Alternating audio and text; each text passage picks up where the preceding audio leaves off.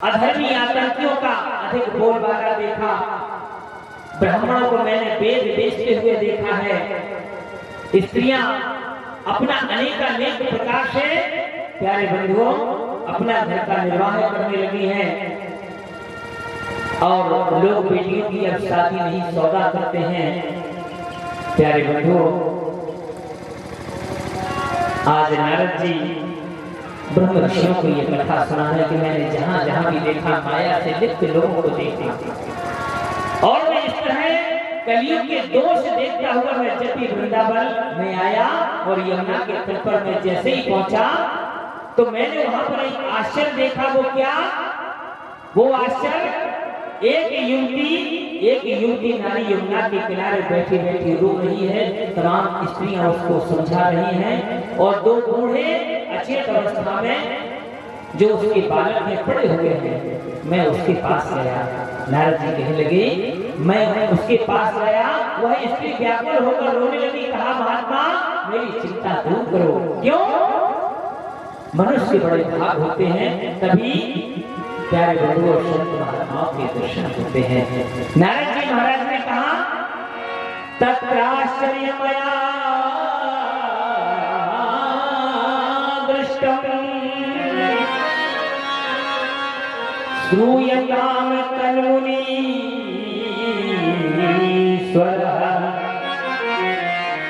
और मैंने वहां क्या देखा? एका तु तरुणी तत्र निशन्ना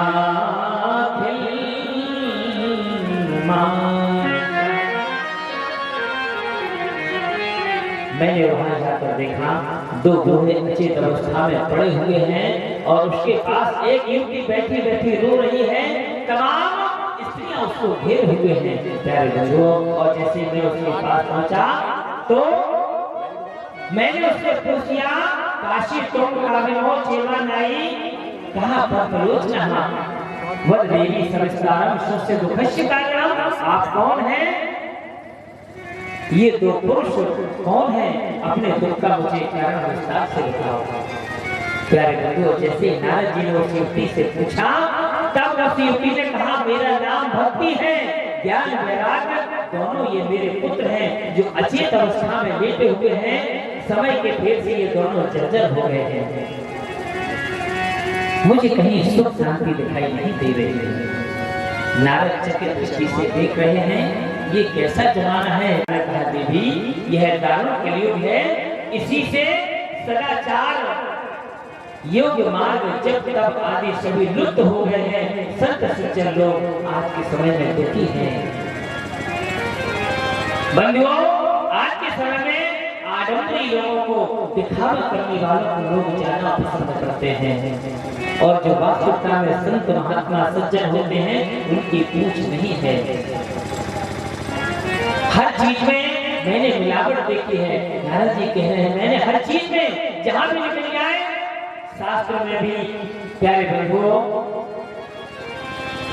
क्योंकि जो भगवान का जो ये शास्त्र है, भगवान की जो ये श्रुति है, ये भागवत कथा है, ये जयघोष करती है, ये कहती है कि किसी भी चीज में मिलावट हो जाए, संसार की किसी भी चीज में मिलावट हो जाए, लेकिन प्यारे बंधुओं राम नाम में कोई मिलावट नहीं हो सकती है।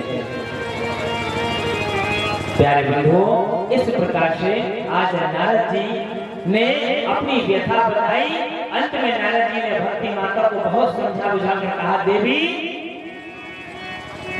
परिस्थिति जीवन में कैसी भी हो, लेकिन राम नाम में कोई मिलावट नहीं हो सकती है, क्योंकि कलियुग में केवल हरि नाम संकीर्तन से लोगों का कल्याण हो जाता है।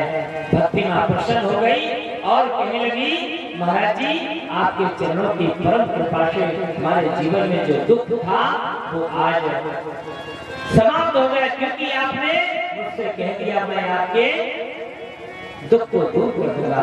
प्यारे बंधुओं, और भक्ति माता बड़े प्रेम के साथ कहने लगी, जयति जगति माया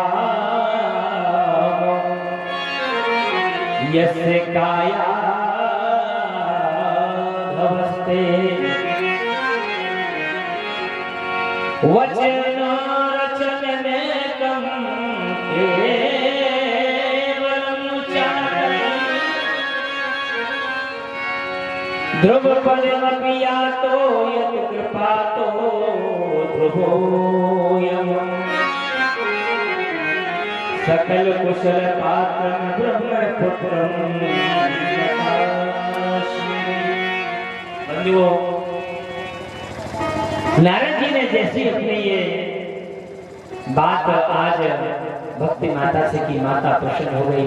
भक्ति माता ने नारद जी की जय जयकार करी और कहा, आपकी कृपा से आज मैं बड़ी ही प्रसन्न हूँ और आपके इन वचनों से ध्रुव प्रहलाद जैसे भक्तों का कल्याण हो गया, वैसे ही कृपा इन बच्चों पर भी कृपा करो परमात्मा, जिससे हमारे इन बच्चों का ज्ञान और वैराग्य का कल्याण हो जाए।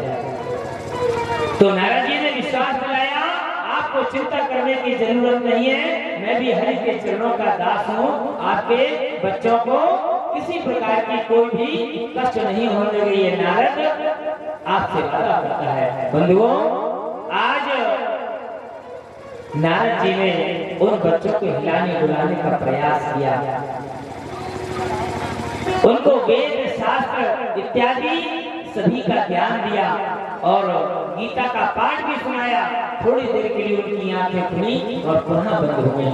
तब आकाशवाणी हुई, सत्कर्म करो, सत्कर्म करो, सत्कर्म करो। प्यारे बंधुओं, जैसे ये कहा कि सत्कर्म करो, अब नारद जी ने विचार किया कि सत्कर्म क्या होता है और सत्कर्म की तलाश में नारद जी आज संतों से पूछते इस धराधाम पर आज विचरण कर रहे हैं और कुछ साधुओं से पूछते, महाराज सत्संग क्या होता है, सत्संग किसे कहते हैं। और जब नारद जी को कोई छोटे मोटे महात्मा यदि देखते हैं तो वो तो अपने आप को ये कहते हैं कि बस मैंने मौन धारण कर लिया। क्यों? ये नारद जी साक्षात ब्रह्मा जी के पुत्र हैं और ये कह रहे हैं सत्संग किसे कहते हैं ये नहीं जानते, अर्थात ऐसा तो नहीं ये हमारा व्यंग कर रहे हैं। तो कुछ साधु मौन धारण करके जवाब नहीं देते हैं प्यारे बंधुओं, और कुछ हिचकिचाते हैं कि हम नारद जी को क्या बता के सत्संग किसे कहते हैं। प्यारे बंधुओं, आज देवर्षि नारद इसी तलाश को करते प्यारे बंधुओं, आज जैसे ही बद्रिका विशाल आश्रम में पहुंचे तो वहां पर सनत सनातन सनत कुमार से यही अपनी वार्ता सुना रहे हैं। और नारद जी ने जैसे ही अपनी व्यथा सुनाई तो प्यारे बंधुओं, आज सनातन सनत कुमार ने कहा, बस इतनी सी बात, सत्संग किसे कहते हैं, छोटी सी बात, कोई बड़ी बात थोड़ी ना है। कहने लगे, सदा से व्यास श्रीमद् भागवती कथा यस्या श्रवणो मात्र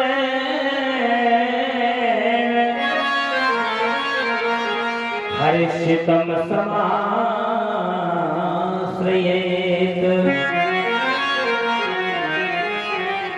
प्यारे बंधुओं, आज नारद जी ने जैसे ही ये कथा सुनाई तो बड़े भक्ति के साथ, बड़े प्रेम के साथ आज सनातन सनत कुमार आज नारद जी को आज कथा सुना रहे हैं। प्यारे बंधुओं, और कथा ये कहाँ हो रही है, जो भगवान की ये सुंदर कथा है वो गंगा के किनारे, गंगा के तीर पर भगवान की सुंदर सी कथा हो रही है। और आज हम सभी इस कथा का अनुष्ठान कर रहे हैं। आज वो यमुना मैया के तीर पर इस सुंदर तीर्थ पर स्नान कर रहे हैं प्यारे बंधुओं।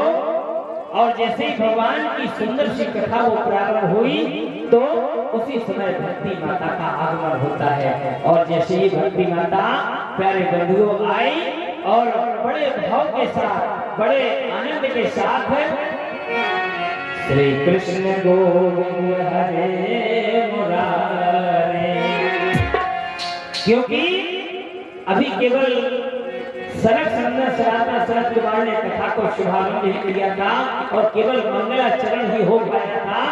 और मंगलाचरण के तत्पश्चात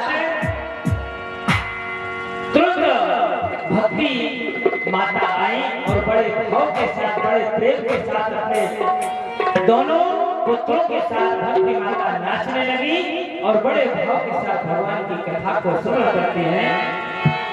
कृष्ण गोविंद हरे मुरारे, हे नाथ नारायण वासुदेव, कृष्ण गोविंद हरे मुरारे,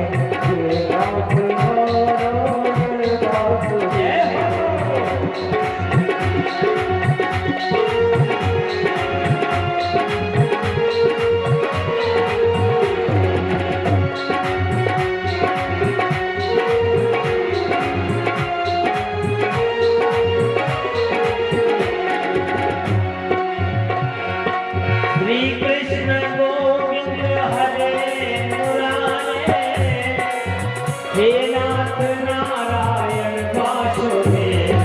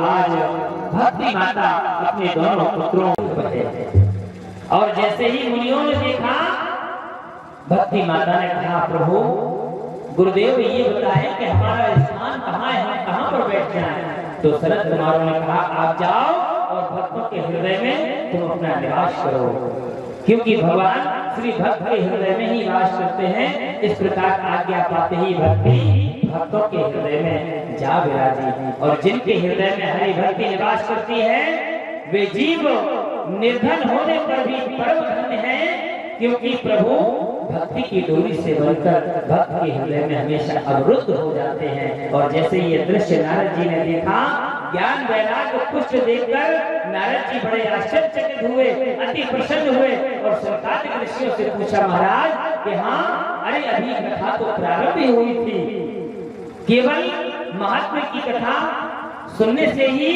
आज भक्ति ज्ञान वैराग्य जागृत हो गए, भगवान की कथा में आनंद के साथ ये नृत्य कर रहे हैं। अब हमारा एक प्रश्न है, नारद जी आज शताधिक ब्राह्मणों से कहने लगे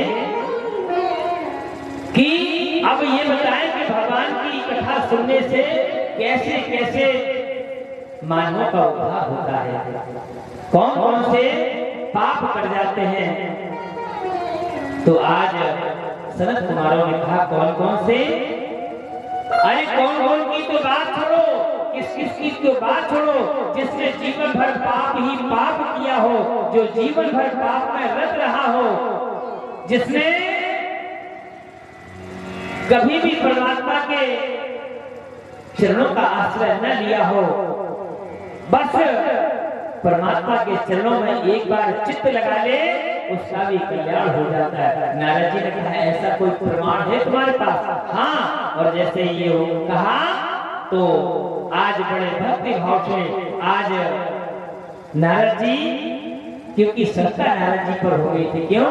नारद जी को इसलिए शंका हो गई थी कि मैंने वेद पाठ सबको सुना लिया, गीता का पाठ सुना लिया और भक्ति के दोनों पुत्र ज्ञान वैराग्य पुष्ट नहीं हुए और भागवत कथा का केवल महात्मा सुनने से ही आज ये दोनों पुत्र नाच उठे। तो प्रश्न कर दिया, महाराज अगर कोई प्रमाण है जिससे एक दुष्ट से दुष्ट व्यक्ति तर जाता है, ऐसा कोई प्रमाण है कि हाँ। तो आज बड़े सुंदर से भगवान की ये कथा को जैसे सुना, तो आज सुखदेव जी महाराज नारद जी को कथा सुना रहे हैं कि इसने जीवन भर पाप ही पाप किया, इसने कभी भगवान का नाम ही नहीं लिया। लेकिन प्यारे बंधुओं, जिस समय भगवान की कथा को एक बार श्रवण कर लिया तो उसके जीवन का कल्याण हो गया। तो आज नारद जी को बड़े भाव के साथ कथा सुनाते हैं। उससे पहले,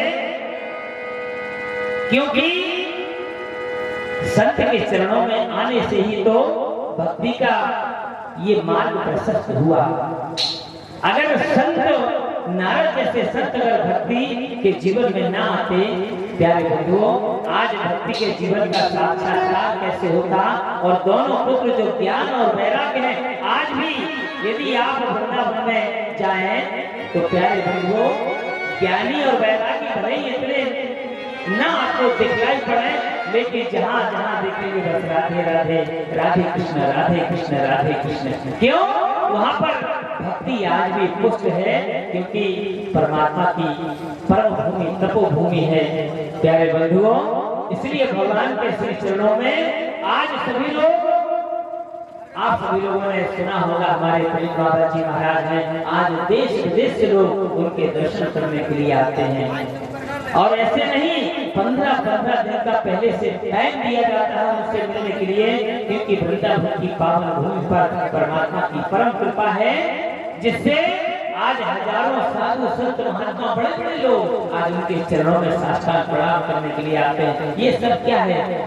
उन महात्मा पर परमात्मा की तो परम कृपा है, इसलिए संत चरणों में ही सब कुछ है प्यारे। लेकिन बस अपने हृदय से अहंकार के अंकुर को हटाकर प्रभु के चरणों में जो आएगा, प्यारे बंधुओं, उसके जीवन का कल्याण हो। तो आज भक्ति माता नारद जी से कहते हैं, प्रभु आपने हमारे पुत्रों का कल्याण कर दिया, हमारा कल्याण कर दिया। और संत चरण जहाँ प्राप्त हो जाए वहाँ जीवन का, प्यारे बंधुओं, सत्मार्ग हो जाता है, जीवन सत्मार्ग में चला जाता है।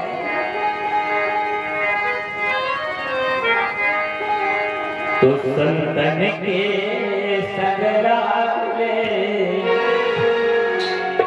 तेरी अच्छी बनेगी, संतन के सगराले तेरी अच्छी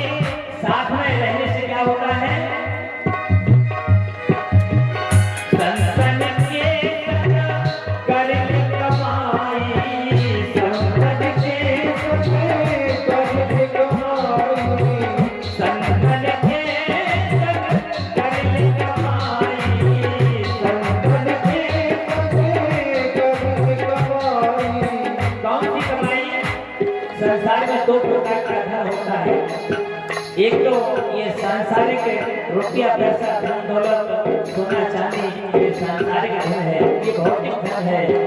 और एक आध्यात्मिक धन, राम नाम रूपी धन, जो आपके साथ में नहीं जाएगा प्यारे बंधुओं। तो संतन के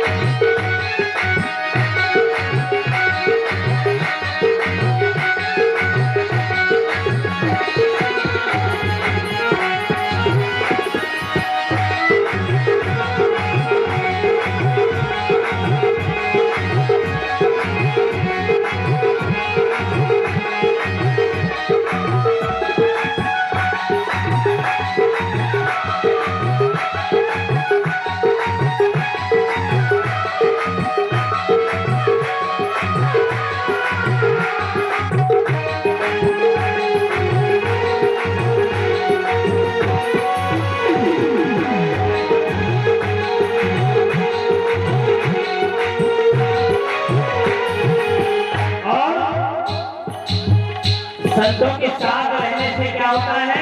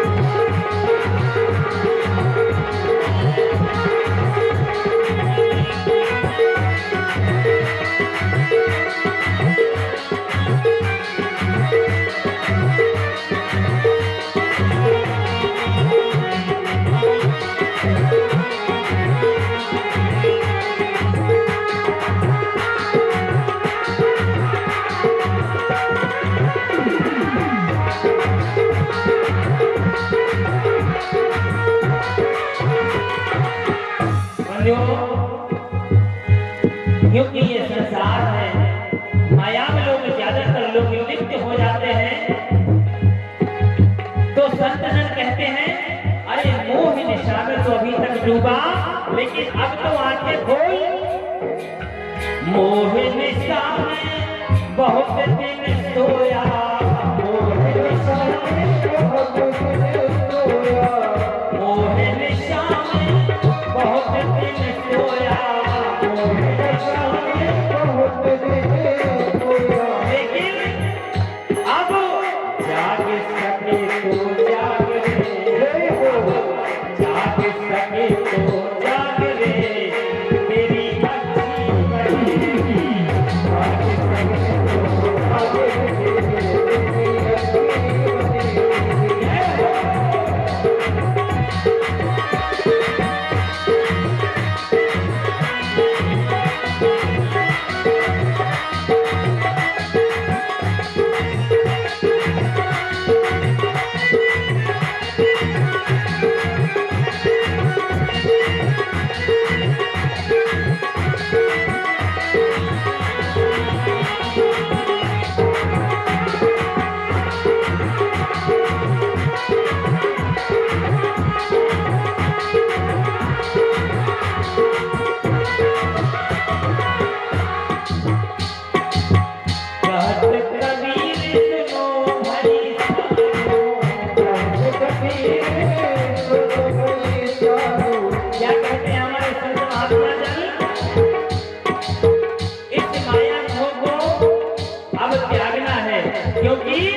अभी तक हम इस माया को जीते हुए चले आए हैं, लेकिन अब भगवान के चरणों में आ गए हैं तो उसको त्यागना पड़ेगा। अब त्याग सके तो त्याग दे, अब त्याग सके तो त्याग दे, तेरी अच्छी बनेगी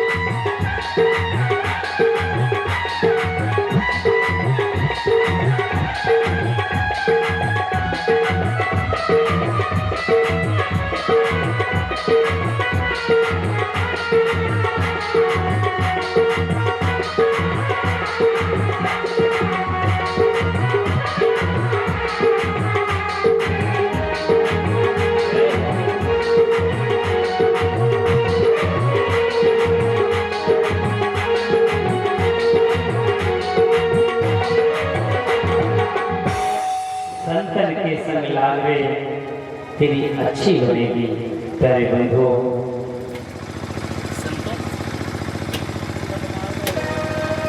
श्री राधे, श्री राधे, श्री राधे, जय श्री कृष्ण।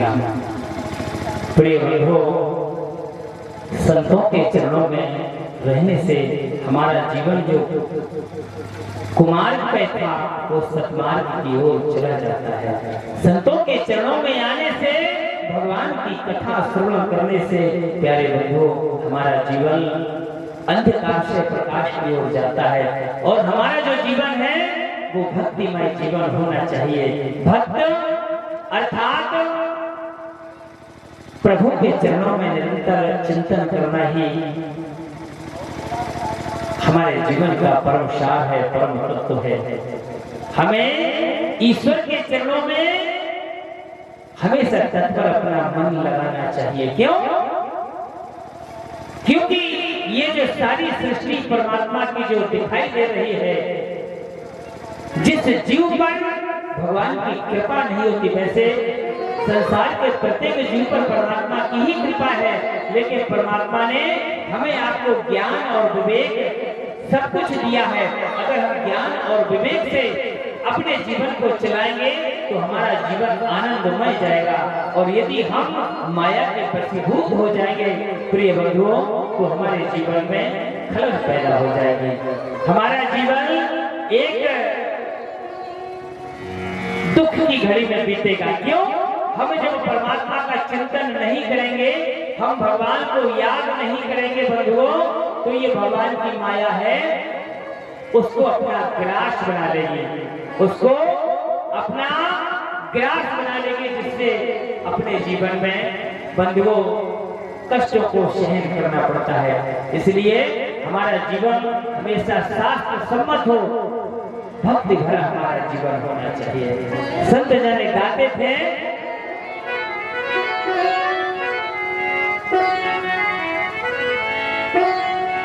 भगवान के चरणों में जो भक्त अपने मन को लगा देते हैं, जो अपने इस मन रूपी भौरे को प्रभु के चरणों में अपना चित्त लगा देते हैं, प्यारे बंधुओं उनका जीवन बदल जाता है।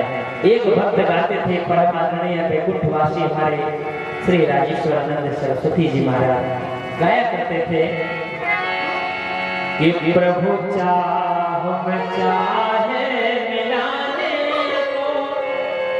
अरे भक्ति किसे कहते हैं? भक्ति क्या होती है? प्रभु की हाँ में हाँ मिलाओ। हमारे जीवन में थोड़ा सा कष्ट है, हाँ प्रभु ये तो होना ही है। देखिए एक मन ऐसी चीज है, मन एक ऐसी चाबी है। देखिए चाबी ताले की एक ही होती है, अगर दाएं साइड कर दोगे तो ताला खुल जाएगा, यहाँ घुमा दोगे ताला बंद हो जाएगा। इसी प्रकार से हमारे जीवन का संचालन करने वाला 5 ज्ञानेंद्रियां और 5 कर्मेंद्रियां और 11वां मन, उसका जो स्वामी होता है, इसको जीवन की आप चाबी मानिएगा। मन के हारे हार है, मन के जीते जीत। और इस मन को यदि आप परमात्मा के चरणों में अपना चित्त लगा लेंगे, प्यारे बंधुओं जीवन में आने वाला दुख भी तुम्हारे जीवन का मार्ग प्रशस्त कर देगा। हमारे जीवन में दुख होते हुए भी हमें आनंद की अनुभूति होगी। क्यों? आनंद कंद परमात्मा की परम कृपा हो चुकी है। तब तो कथा कहती है क्या हमें हमारा जीवन जो है भक्तिमय जीवन होना चाहिए, शास्त्र सम्मत जीवन हमें जीना चाहिए, तभी हमारे जीवन का कल्याण होगा, तभी हमें हमारे जीवन का आनंद प्राप्त होगा। भगवान जो कर रहे हैं अच्छा कर रहे हैं, जो होगा वो भी अच्छा होगा। गीता में भी यही लिखा है। प्यारे बंधुओं तो महाराज श्री गाया करते थे, प्रभु चाहे मिलाने को, भगवान की भक्ति कहते हैं। प्रभु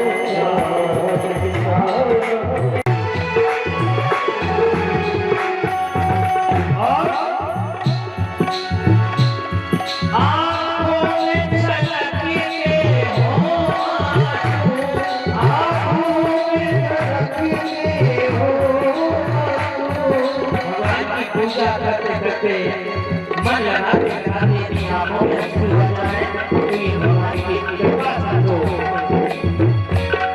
आंखों में छलकी के हो, आंखों में छलकी के हो, अधरों पर मुस्कान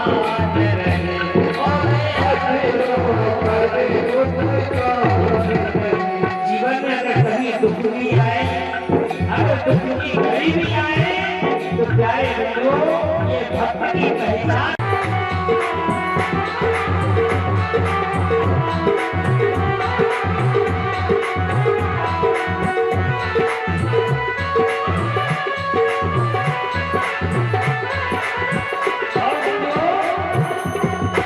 जीवन में हमारे सतत हर पल हर घड़ी हर क्षण परीक्षाएं होती रहती हैं।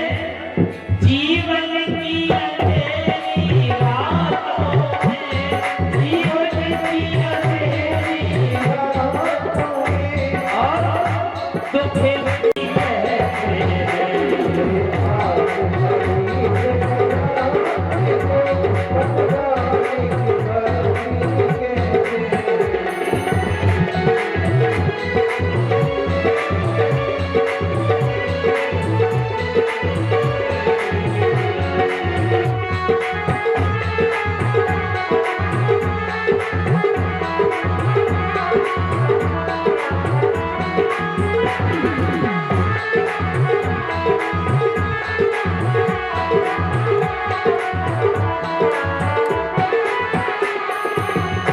प्रभु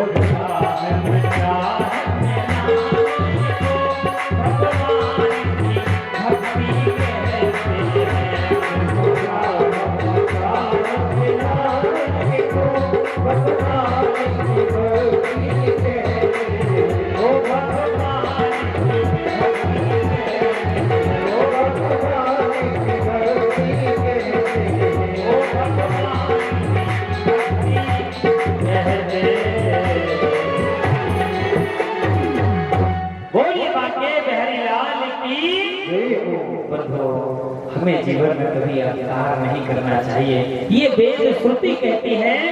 आज नारद जी से जैसे ही उन्होंने ये आश्चर्य देखा कि प्रभु की कृपा से आज ज्ञान और वैराग्य दोनों भगवान के चरणों में आनंद लेने लगे, बड़ा आश्चर्य हुआ। तो आज कहने लगे कि प्रभु ऐसा कोई उदाहरण बताओ जिसने जीवन भर पाप ही पाप किया हो और उसको भगवान के चरणों का आश्रय मिल गया हो, ऐसा कोई है? प्यारे बंधुओं, तो आज बड़े भाव के साथ कथा सुनाने लगे। सनक सनातन सतपाल कहते प्रभु एक ऐसे भक्त की कथा मैं आपको सुनाता हूँ जिसने जीवन भर पाप ही पाप किया हो, जो पापों में रत रहा हो, लेकिन अंत तो बदला उसको परमात्मा के चरणों का आश्रय प्राप्त हुआ। ये मानवा पाप कृतस्तो सर्वदा सदा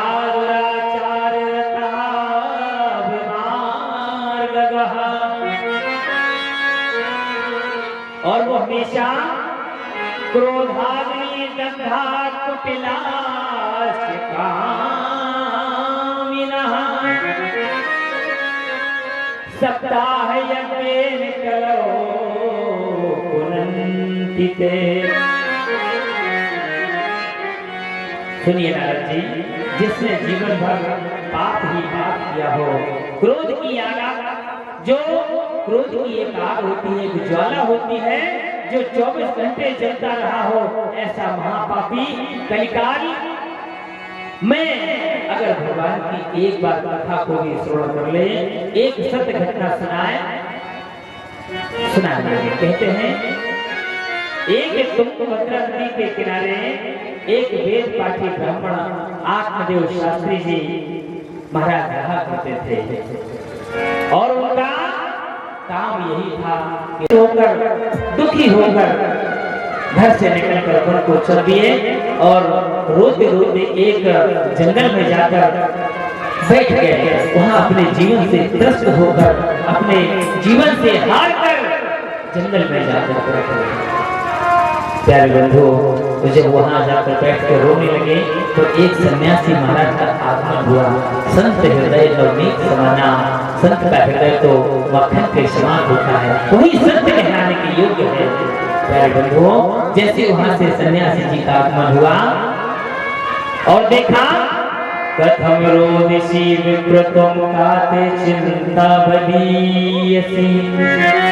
आखिर कौन सा कारण है ब्राह्मण देवता जो आप रो रहे हैं? वदतो सत्वरो महास्वस्य दुःखस्य कारणम्। तुम्हारे दुख का कारण क्या है हे ब्राह्मण देवता? आपका ऐसा कौन सा दुख है इसका मुझे कहना बताओ। प्यारे बंधुओं, तो आत्मदेव महाराज रोते रोते हुए आंखों में अश्रु हैं और आज संत महाराज के चरणों में कहने लगे, परमात्मा मेरे पास भगवान की कृपा से सब कुछ है। परमात्मा ने मुझे धन्य धान्य पत्नी सब कुछ दिया है, लेकिन बस हमारे घर में संतान नहीं है। और जिस घर में संतान ना हो तो वो तो वही अनुभव कर सकता है, उसके ऊपर क्या बीतती है। प्यारे बंधुओं, हे महाराज मैं संतान विहीन हूँ, मैं अति दुखी हूँ। मैं अगर घर में कोई पौधा लगा देता हूँ तो वो भी सूख जाता है। मैं किसी गाय को जानवर को रख लेता हूँ तो वो भी बांझ हो जाती है और पेड़ में फल फूल नहीं आते हैं। महाराज मैं बड़ा दुखी हूँ और यही सोचकर कि अब मेरा जीवन ही व्यर्थ है, मैं प्राण देने के लिए चला आया था। हे ब्राह्मण देवता, हे महात्मा जी, हमारे जीवन में जो कष्ट है उसको दूर करो।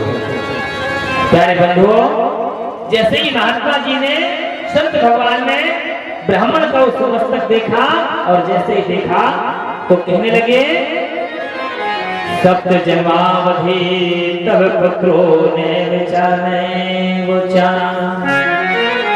अरे तुम इस जन्म की तो छोड़ो, तुम्हारे 7 जन्म तक कोई संतान नहीं है। प्यारे बंधुओं, हे महात्मा, तुम संतान के लिए रो रहे हो।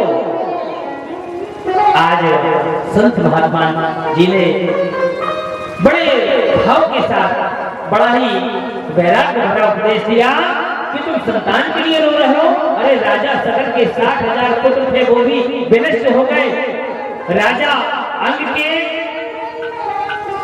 प्यारे बंधुओं, राजा अंग को जो पुत्र हुआ था, प्यारे बंधुओं, वो भी विनष्ट हो गया।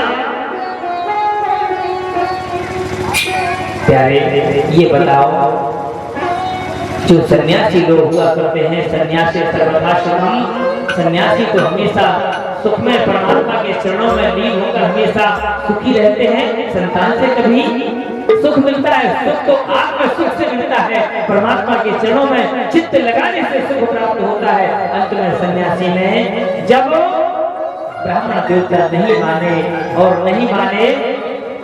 उन्होंने कहा, महाराज यदि हमें संतान की प्राप्ति नहीं हुई तो हम आपके चरणों में सर फटक कर हम अपने प्राणों को दे देंगे। संत महात्मा का हृदय कहीं गया, झोली से एक फल निकाला और फल निकालकर महाराज जी को दे दिया, जाओ और अपनी ब्राह्मणी को दे देना, समय आने पर तुम्हारे यहाँ संतान की उत्पत्ति होगी। संत का आशीर्वाद और संत का आशीर्वाद लेकर जैसे ही घर पर पहुंची, प्यारे बंधुओं, महाराज ने अपनी धुंधली देवी को उस फल को दे दिया। जब फल को दिया तो देखिए उसका नाम था धुंधली देवी। वह अपनी एक सखी के पास ही कहा, मुझे बड़ी चिंता हो रही है, हमारे स्वामी जी महात्मा जी फल लेकर आए हैं, कह रहे हैं संतान होगी समय आने पर और मैं ये फल नहीं खाऊंगी। क्यों? विचार करने लगी, क्योंकि जिसके हृदय में दुष्टता का भाव होता है वो दुष्टता की ही बातें सोचता है। जैसा नाम वैसा काम। आज धुंधली देवी विचार करने लगी, अगर मैंने ये फल खा लिया और मुझे गर्भ रह गया और मेरा यदि पेट बड़ा हो जाएगा, शायद मेरे घर में अगर आग लग गई तो सब लोग घर के भाग जाएंगे, मैं भाग नहीं पाऊंगी, मुझे मरना पड़ेगा। प्यारे बंधुओं, और प्रसव के समय मैंने सुना है कि भयंकर पीड़ा होती है, तो मैं उस पीड़ा को बर्दाश्त नहीं कर पाऊंगी। इस प्रकार से अनेक उसके मन में ये विचार आने लगे। इतने में ही क्या हुआ, उसकी बहन का आना हुआ। उसकी बहन ने कहा, तुम घबराती क्यों है, बदले में तुम मुझे थोड़ा सा धन दे देना और मैं तुझे अपना एक पुत्र दे दूंगी। मेरे घर में पुत्र है, एक होने वाला है और मेरे पास धन नहीं है, तुम मुझे थोड़ा धन दे देना। प्यारे भाई हो, धुंधली ने संत के उस फल की परीक्षा के लिए उस फल को एक गाय को खिला दिया और अपनी बहन की बात मान ली। उसकी बहन ने समयानुसार पुत्र प्रसव करके अपनी बहन को, धुंधली देवी को पुत्र दिया। प्यारे बंधुओं, आज ब्राह्मण देवता अति प्रसन्न हुए। उन्होंने ये समझा कि हमारी धुंधली देवी को ही पुत्र प्राप्ति हुई है और इस प्रकार से उनके मन में, क्योंकि वो तो भक्त होते हैं और जो भक्त हृदय होते हैं प्यारे बंधुओं, वो तो परमात्मा की हर हाँ में हाँ मानते हैं। तो आज धुंधली देवी ने अपने पति से कहा, ब्राह्मण देवता से कहने लगी, अन्य स्तन्येने निर्दुग्धा कथम पुष्णामि बालकम, मेरे स्तनों में दूध ही नहीं निकलता। ऐसा करते हैं कि हम अपनी बहन को बुलवा लेते हैं, उसने वो सेवा करेगी, यहीं पर रहेगी। और इस प्रकार से ब्राह्मण देवता मान गए, अपनी बहन को बुलवा लिया और प्यारे बंधुओं उस बालक को लेकर बड़े भाव के साथ रहने लगे। लेकिन यहाँ जो फल एक गाय को खिलाया था, 3 महीने के बाद एक मनुष्य का गाय पे एक बच्चा हुआ। निर्मल सर्वांग सुंदर सुवर्ण सा कांतिवान, कान गौ के समान, पूरा शरीर मानव का था और कान एक गौ के समान थे। क्योंकि सत्य का प्रसाद था, सत्य का प्रसाद कभी खाली नहीं जाता। सब लोगों को बड़ा आश्चर्य हुआ कि गौ के भी दिव्य रूप बालक उत्पन्न हुआ। आत्मदेव ने गाय जैसे कान देखकर उस बालक का नाम गोकर्ण रख दिया। बोलिए गोकर्ण भगवान की जय। गोकर्ण साक्षात भगवान के चरणों के परम भक्त हुए। और जो धुंधली पुत्र का पालन कर रही थी, एक दिन महात्मा जी ने कहा, उनके पति ने कहा, महाराज जी ने इस पुत्र का नाम भी हम रखते हैं। इस पुत्र का नाम तो गोकर्ण रख दिया, इस पुत्र का नाम मैं रखूंगा। तो हल तुरंत उसकी पत्नी आई, कहा नहीं, ये हमारा बालक है और जैसा हमारा नाम है वैसे हम अपने बालक का नाम रखेंगे। तो धुंधली ने अपने उस पुत्र का नाम धुंधकारी रखा।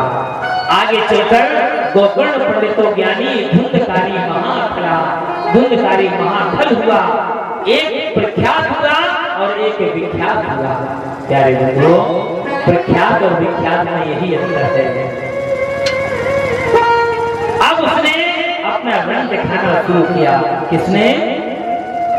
जो धुंधली का पुत्र धुंधकारी था। दूसरों की चोरी करना, बुरी वस्तुओं का संग्रह करना, हिंसा करना, शराब पीना, शिकार के चक्कर में घूमना, ये काम था धुंधकारी का।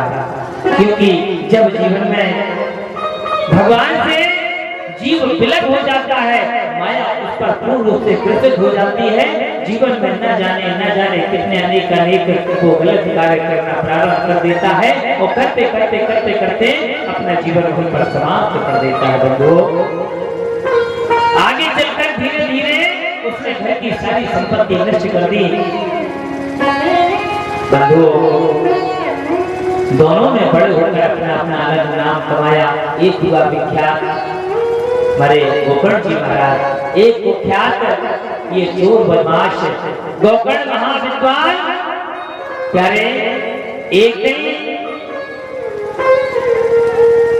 क्योंकि ये तो चोर ही था, चोरी करना इसका काम था। बंधुओं, उसने के घर में जो भी रखा हुआ सामान था, माल था, पैसा था, रुपया, सोना, चांदी, सब नष्ट कर दिया। उसने घर में 5 वैश्याओं को रख लिया और 5 वैश्याओं के साथ अपने जीवन को अंधाधुंध जिए जा रहा था। उसको जीवन की कोई खबर नहीं थी कि हम किस लिए आए हैं और मुझे क्या करना है। प्यारे बंधुओं, वो तब करने के लिए जंगल में चले गए और एक दिन वो आया कि धुंधकारी ने अपनी माता को पीटना शुरू कर दिया, और जब मारना पीटना शुरू कर दिया तो एक दिन बड़ी व्यथित होकर रात्रि में गई और मुंह पे पाता है कि तो रात्रो तेन शाह निधनम गतः, जाकर एक कुएं में गिरकर उसने अपने प्राणों को त्याग दिया।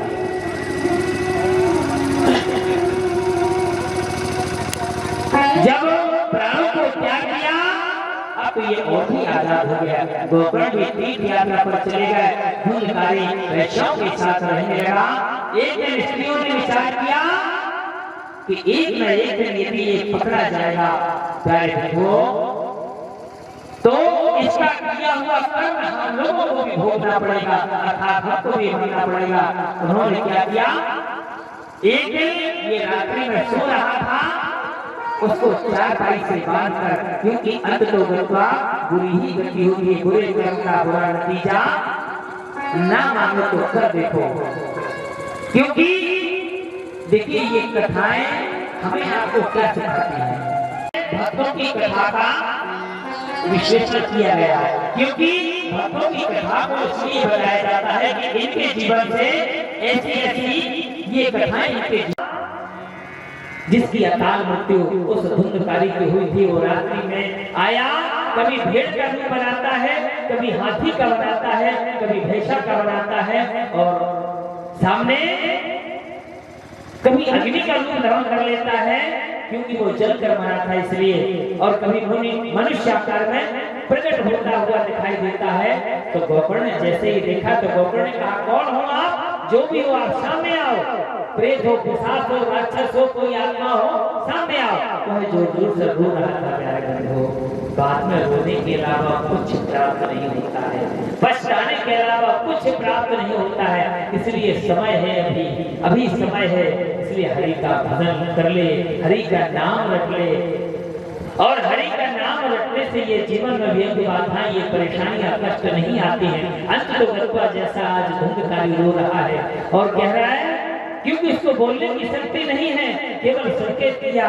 और जैसे ही जल शमन आज गोकर्ण भगवान ने कमंडल से जल लिया और जल शमन जैसे किया, रुदन करते हुए कहने लगा, अहम भ्राता त्वदीयोऽस्मि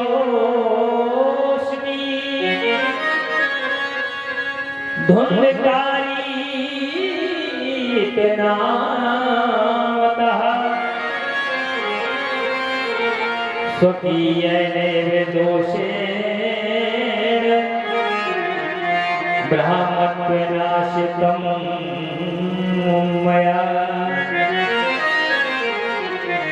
आज वो सामने प्रकट हुआ और रोता हुआ धुंधकारी कहने लगा, मैं तुम्हारा भाई हूँ, मुझे इस योनि से छुड़ाओ भैया, मुझसे जीवन में बहुत बहुत गलतियां हुई हैं, मैं पश्चाताप करना चाहता हूँ, अब मैं क्या करूँ। तब गोकर्ण ने कहा कि मैंने तुम्हारा गया में जाकर पिंडदान किया था, क्या तुम मुक्त नहीं हुए। प्यारे बंधुओं, उसने कहा ऐसे मुझे मुक्ति नहीं मिलेगी, तो यदि उससे मुक्ति नहीं मिली तो उपाय खोजने लगे। आज गोकर्ण जी महाराज उपाय खोजने लगे और रात भर सोचते रहे क्या करना चाहिए, क्या करना चाहिए। जब दूसरा दिन हुआ तो उन्होंने सभी लोगों को ये बात बताई। उन्होंने कई वेदा के ब्राह्मणों ने शास्त्र उलट पलट कर देखा कि मुक्ति का उपाय नहीं सूझा। तब गोकर्ण ने तब अपने तप बल से सूर्य की गति को रोका और सूर्य भगवान से प्रश्न कर दिया, गोकर्ण स्तंभन चक्रे सूर्य मेघस्य तदा। सूर्य से विनती की, आप सारे संसार के साक्षी हैं, धुंधकारी के मुक्ति का साधन बताओ। तब सूर्यदेव ने कहा, ये वही साधन है जो आज हम और आप भगवान की कथा को श्रवण कर रहे हैं। हम सब लोग भी यही याद रखें, क्या श्रीमद् भागवतान मुक्ति सप्ताह वाचनम कुरु। इति सूर्य वचः सवैर्धर्म रूपम तो विश्रुतम। आज सूर्यदेव भगवान ने कहा इनकी मुक्ति हो सकती है यदि इनको सप्ताह पारण इति, इनको भगवान की सप्ताह के ज्ञान यज्ञ में इनको अगर सुनाया जाए तो इनकी ये प्रेत आत्मा से मुक्ति हो सकती है। ये जो काला वाला झंडा है इसमें ही धुंधकारी का वास है प्यारे बंधुओं। और जैसे ही ये कहा तो सूर्यवचन ने आज सूर्य का वचन सुनकर गोकर्ण कथा सुनाने के लिए तैयार हो गए। दूर दूर से लोग सुनने के लिए आए। अधिक वहां पर अधिक से अधिक लोग श्रोता विराजमान हुए और 7 ग्रंथि के इस बांस में आज धुंधकारी आया और बैठ गया। प्यारे बंधुओं, कथा प्रारंभ हुई। प्रथम दिन की कथा जैसे ही समाप्त हुई, जो प्रथम ग्रंथि थी वो चटक गई। दूसरे दिन की कथा में दूसरी ग्रंथि इस प्रकार से आज 7 ग्रंथि जैसे ही विदीर्ण हुई, इस प्रकार 12 स्कंधों को सुनने के तत्पश्चात आज धुंधकारी प्रेत योनि से मुक्त हो गया। बोलिए आनंद कंद भगवान की। प्यारे बंधुओं, आज धुंधकारी दिव्य रूप धारण करके सामने प्रकट हुआ। तुलसी की माला, मुकुट, कुंडल झिलमिला रहे हैं और श्याम वर्ण था पीतांबर धारण किए हुए हैं प्यारे बंधुओं। और जैसे ही पीतवासा घनश्यामो मुकुटि कुंडलान्विता,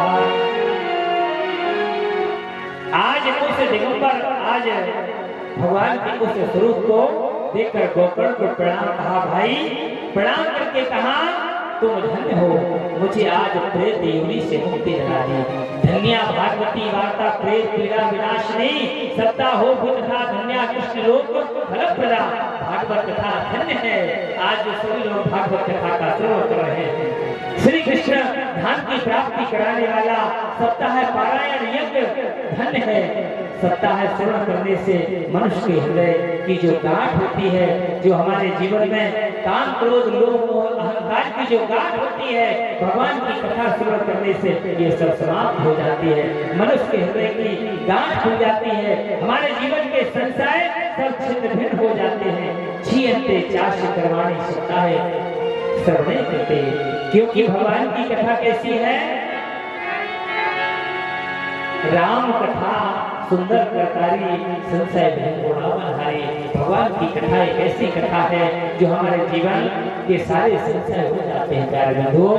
उसी समय क्या होता है, ये बैकुंठ धाम से पार्षदों सहित एक विमान उतरा और मंडलाकार प्रकाश जो फैला रहा था सबके सामने धुंधकारी उस विमान पर चढ़ गया। तब गोकर्ण ने कहा ये भेदभाव कैसे? अरे धुंधकारी के साथ और लोगों ने भी तो भगवान की कथा सुनी है, इनके लिए विमान क्यों नहीं आया? जब ये कहा तो भगवान ने सेवकों से कहा प्यारे बंधुओं, कथा तो सबने सुनी, लेकिन तन्मयता से या कल्याण की भावना से केवल धुंधकारी ने ही सुनी। लेकिन मैंने कथा के शुभारंभ में ही बताया था, कथा सुनने की एक पात्रता होती है और उस पात्रता के अनुरूप यदि आप कथा को हृदय में श्रवण करेंगे तो प्यारे बंधुओं, तुम्हारे लिए भी आज धुंधकारी की तरह ही विमान आएगा और भगवान अपने हृदय से अपने भक्तों को हमेशा लगा देते हैं।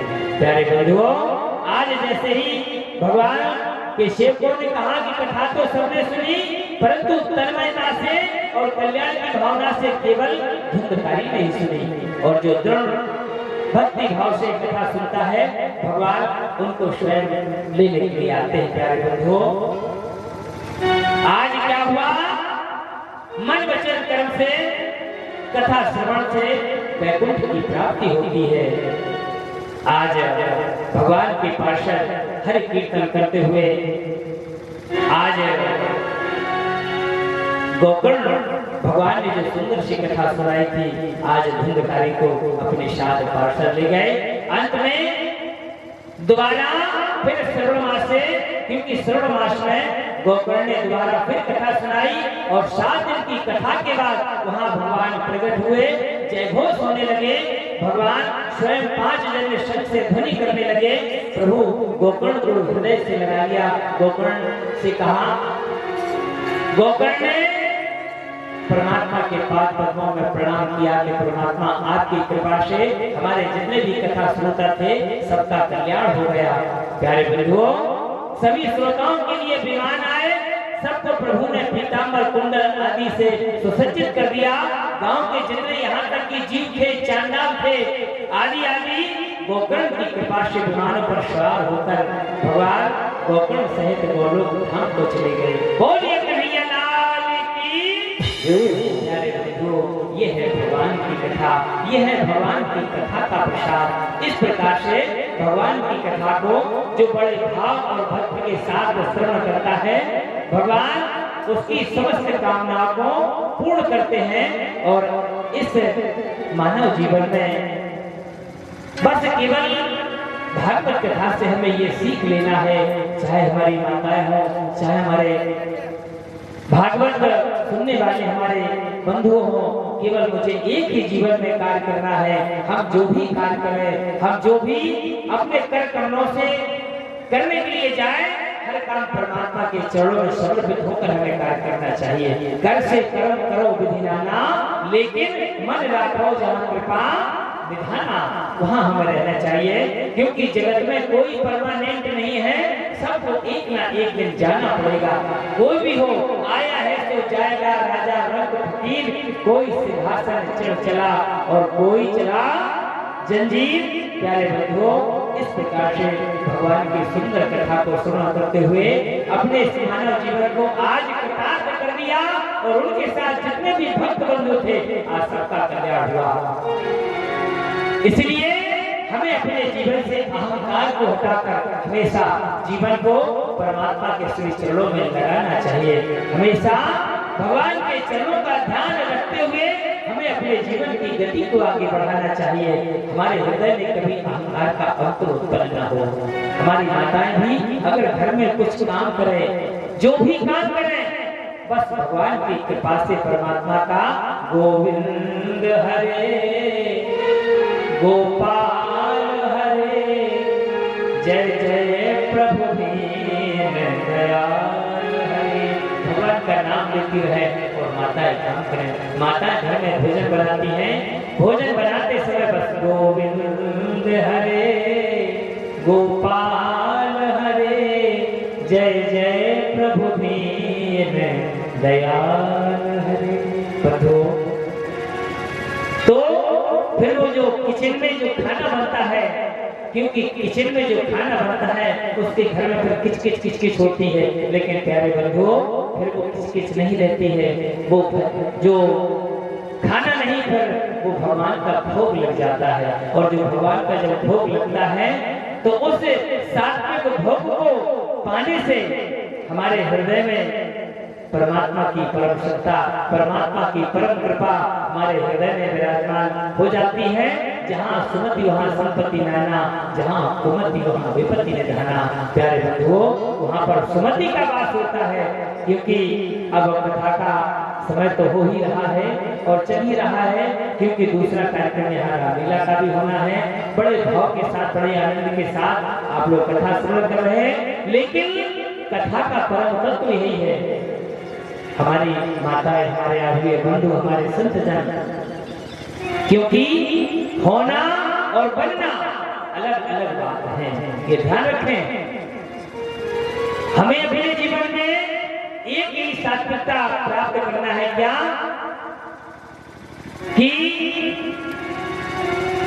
हमें जो भी कार्य करना है ईश्वर के चरणों में सौंप कर ही करना है। अब सौंप दिया इस जीवन का सब भार तुम्हारे हाथों में, अब मेरा कुछ नहीं है परमात्मा। खुद को कभी कुछ मत मानो, और जिसने स्वयं को कुछ मान लिया प्यारे बंधुओं, फिर उसका तो कल्याण है।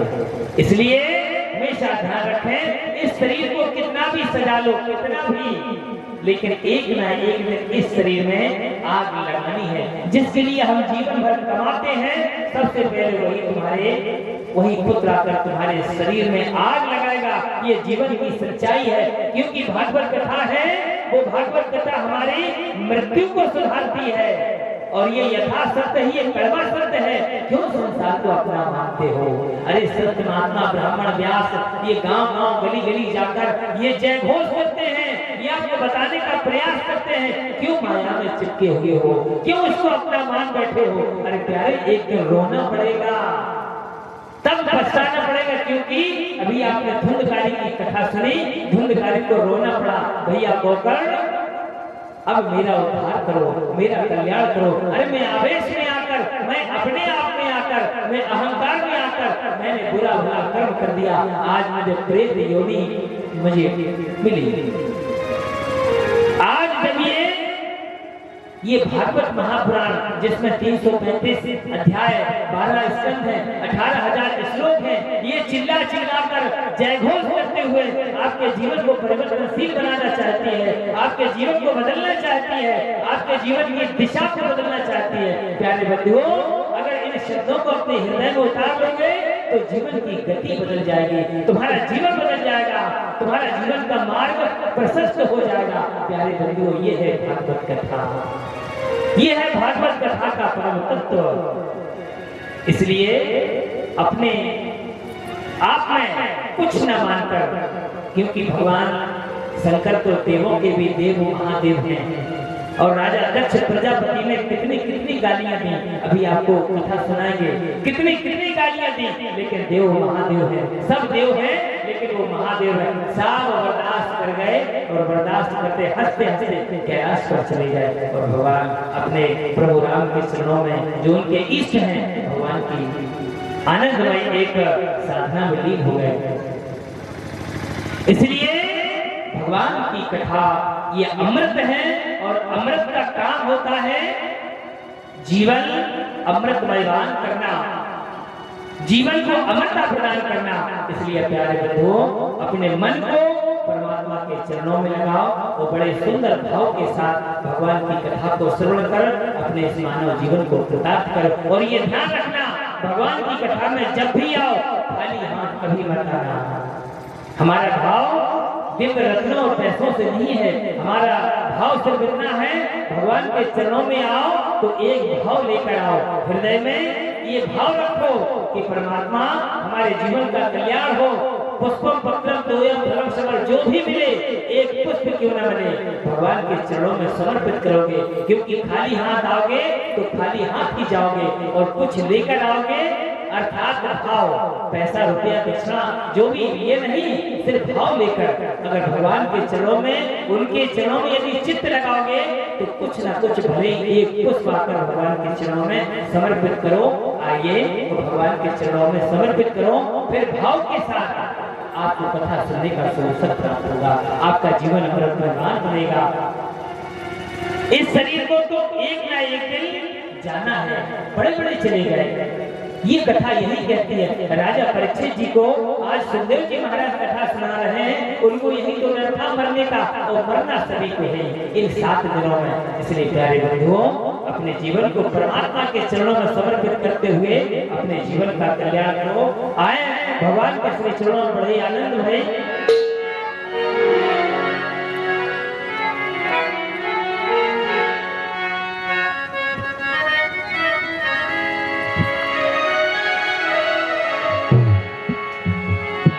क्योंकि इस शरीर में कितना भी तेल चंदन मालिश कर लो प्यारे बंधुओं, एक दिन आग के हवाले करना ही पड़ेगा। और ये कोई गीत नहीं है, ये जीवन की सच्चाई है, ये मानव जीवन का दर्पण है जो आपको दिखाने का संत लोग प्रयास करते हैं। और अगर इसको एक बार आपने हकीकत में अपनी अंदर की आंखों से अगर देख लिया और समझ लिया, फिर संसार में आपको भटकाने वाली कोई माया आपको आपके मार्ग से आपको मार्गहीन नहीं कर सकती। तो संतों ने गाया क्या? तेल चमेली चंदन साबुन, इस शरीर में क्या तेल चमेली चंदन साबुन अजी खूब लगा लो सेंट जगत में कोई न परमाने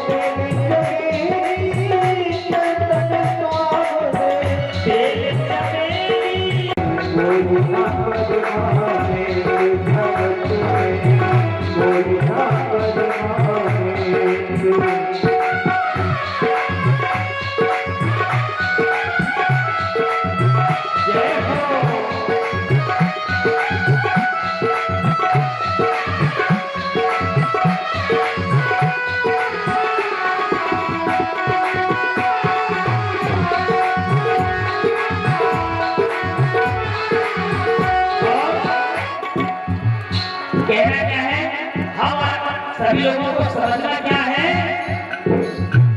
आवागमन लगी दुनिया में जगत है जो लेंगे वो पाएंगे,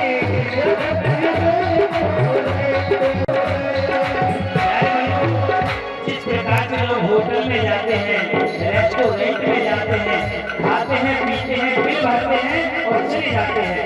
जानते हो जीवन का बिल क्या है? किसी को मालूम है? हमारे जीवन जो परमात्मा ने जो हमें ये मानव जीवन दिया है उसका बिल क्या है? उसका बिल केवल राम नाम संकीर्तन है जो आप लोग कर रहे हैं। यही अपन को बिल भरना है और यही बिल भर के एक न एक दिन अपन को ऊंची सीट मिलेगी, लेकिन बिल भरते रहोगे इसका होगा। अगर आपने घर में लाइट जलाई और लाइट का बिल यदि आपने जमा नहीं किया तो लाइट आपकी कट जाएगी। इसी प्रकार से राम नाम की अगर यदि आप बिल भरते रहेंगे प्यारे भाइयों, परमात्मा के जीवन की जो लाइट है, जो जीवन का प्रकाश है,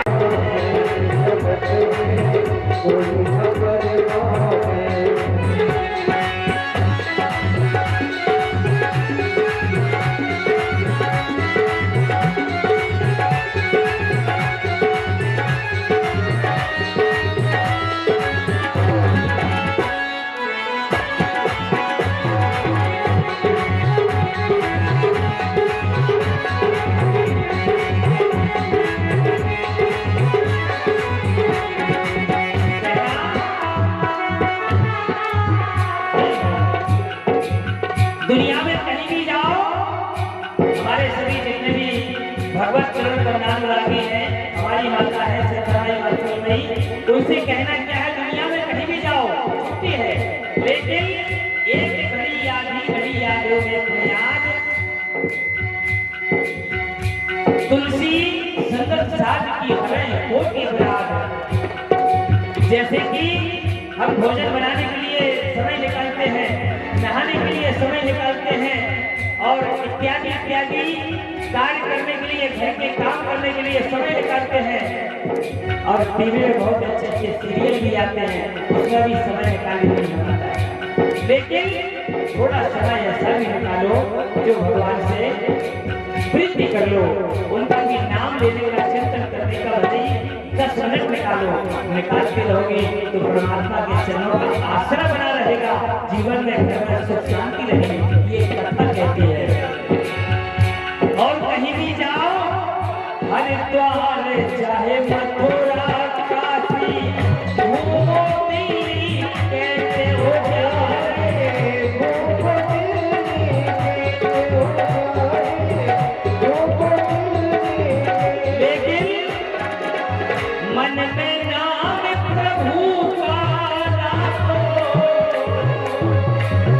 मन में नाम प्रभु का राखो, चाहे धोती पहनो या पैंट जगत में कोई न परमाने, कोई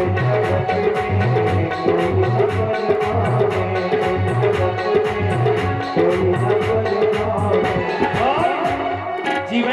सच्चाई। क्या बड़े बड़े राजा आए, बड़े बड़े राष्ट्रपति, जनरल, कर्नल, एसपी आए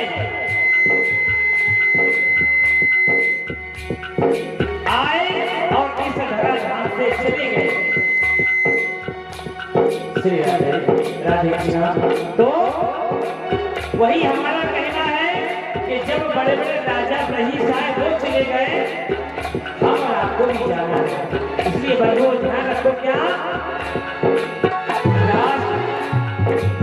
राष्ट्रपति या जनरल, कर्नल, चाहे हो लेफ्टिनेंट हो, क्या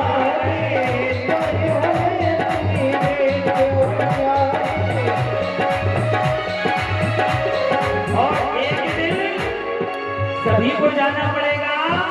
और यह आत्मा परमात्मा से भेंट होगा। जानते हो आत्मा क्या है? संसार में हम सब जितने लोग हैं सबकी दो दो पत्नियां हैं। ध्यान रखें, मेरी बात ध्यान में, हमारे जितने बंधु बैठे हुए हैं, विराजमान हैं, उनकी भी एक पत्नी है। एक तो घर की पत्नी और एक दूसरी पत्नी वो कौन है? वो आत्मा है। और उसका पति कौन है? परमात्मा। हम सबकी संसार में सबका पति परमेश्वर परमात्मा एक है, जिनसे एक न एक दिन उनका साक्षात्कार होना है। तो काल सभी को आ जाएगा, एक न एक दिन सभी को काल के काल में जाना है। काल सभी को आ जाएगा, लेके जो होया जैसे जगत में कोई न परवाने, कोई न परवाने, जगत में कोई न परवाने, कोई न परवाने।